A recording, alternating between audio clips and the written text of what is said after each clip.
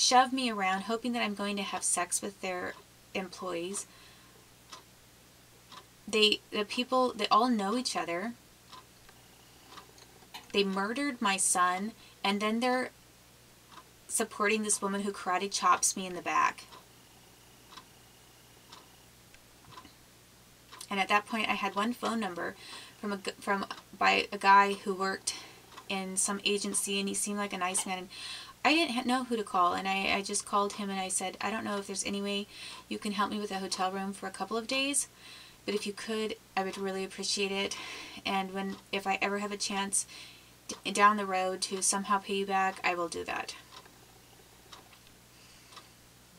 And he put me in a hotel, which was kind of out of the way, but I was thankful that I had a hotel to go to for a couple of days.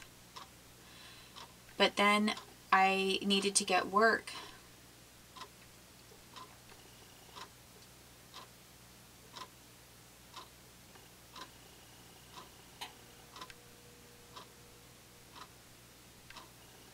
Actually, no, I already had work. Basically, I was told to leave the CIA house after I had work at this Latin American place. It was like after the first day. So right after Henry, who probably worked for the federal government, is another government employee, after Henry gave me his phone number and said, call me if you need anything.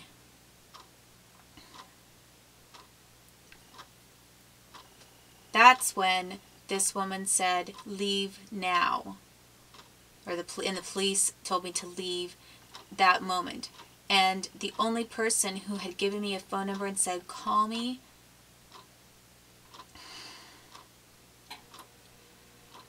if you need anything, was Henry. So most likely somebody in the CIA or FBI knew Henry. And it was just another scenario of pushing me out of another house to now be forced into whatever kind of thing they had set up with Henry. Because they already knew that there was somebody who had contacted me, that's who they thought I would be calling. So Henry wasn't the first person I called. The first person I called was this older man that I had met at the Post Pub, and I thought that maybe out of the kindness of his heart he could help me on a non-romantic basis, just for a couple days, helping me pay for a hotel, and then I could somehow continue going to work and figure out where I'm going to live. And it was because this woman karate chopped me in the back that I had to go on painkillers.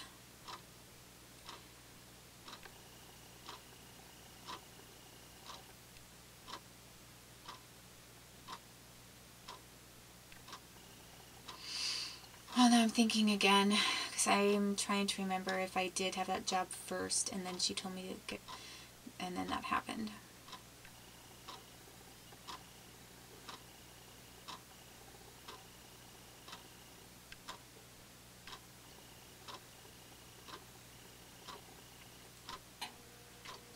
Okay. Actually, I have that part wrong. I did not have work yet. I was not yet working at that Latin American place.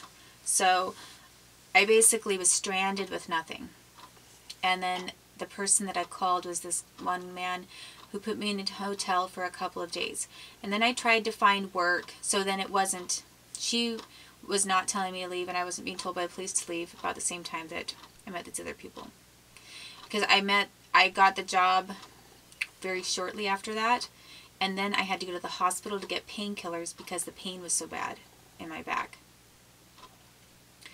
And then I was affected by that. But, so anyway, I basically was out on the sidewalk with no place to go, with nothing. And I then had a hotel for a couple days. And I thought, it was kind of in the middle of nowhere, but I thought, well, there's like a spaghetti factory next to me and a couple of other restaurants. So I went next door and I tried to get a job. I mean, I didn't waste any time. They were basically forcing me into instability. By forcing me from one place to another and torturing me, how was I able to keep up with my lawsuit? I mean, I'm in the military, so how can I sue anybody? How can I defend myself? I'm in a ring of CIA, FBI, military employees who are passing me around and assaulting me.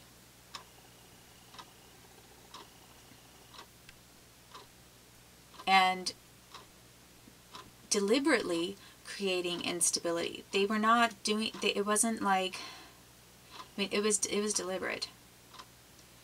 And as long as they knew that I had to focus on looking for work the next day, they knew that I was creating this horrible scenario for myself, and I was being kept occupied and busy the entire time with things that had nothing to do with being able to attend to and appeal this case for my son. They were basically interfering with even a late attempt to try to appeal anything for my son, or try to pursue CPS in Washington, D.C. to get that psychological evaluation. And they did all these things to me, you know, part of the time when I was pregnant, which is really disgusting.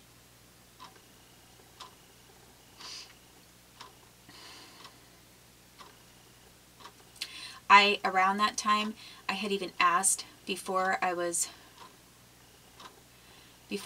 in Maryland and having to have this whole, or maybe it was right after I had had the miscarriage, I even called CPS and asked if they would provide me with a plane ticket to get back to Wenatchee. I called them before and I called them after I miscarried my child. Before and after my child was alive and then dead. And I talked to Michelle Erickson from the 7th floor in Arlington, Virginia, in that apartment. And Michelle Erickson was telling me, no, we will not pay for a plane ticket for you.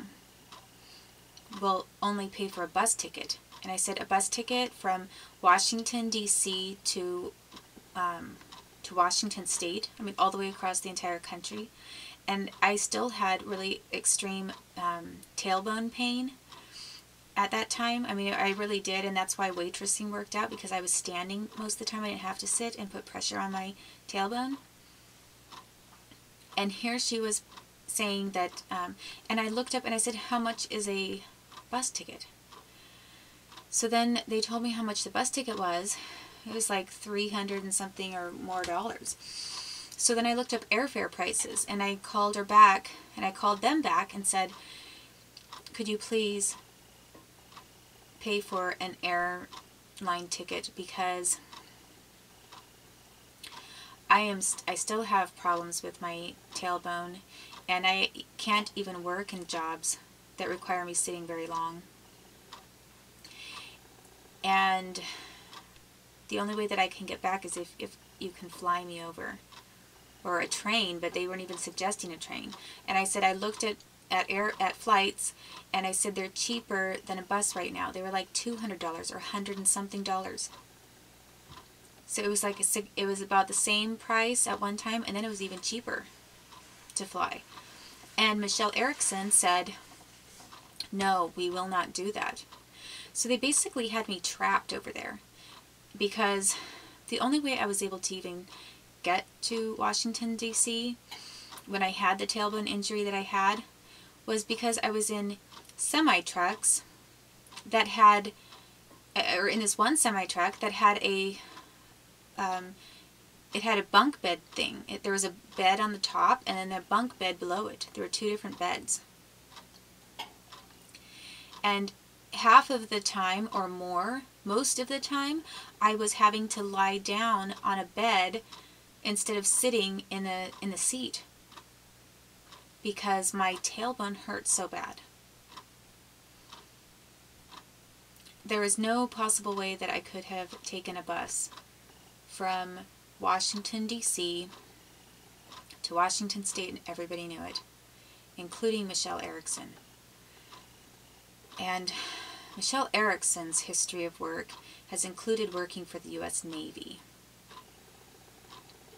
And just by the way, she is military connected.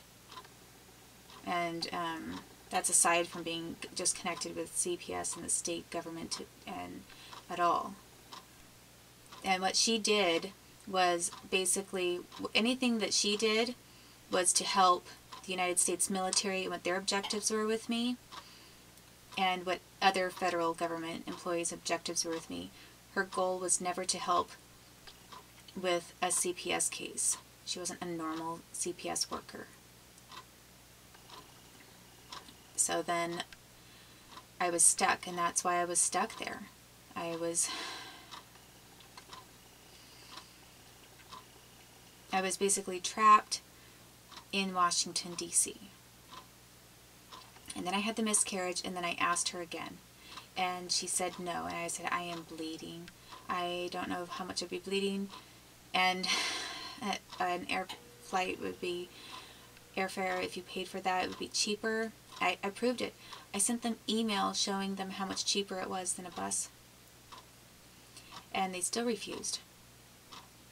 I told them what my injuries were. They knew that they have a legal obligation by law to accommodate injuries or any disability, and they refused. There is no accommodation of medical physical disabilities because everybody in Wenatchee was lying and trying to pretend that I had no injuries, that there was no medical malpractice lawsuit.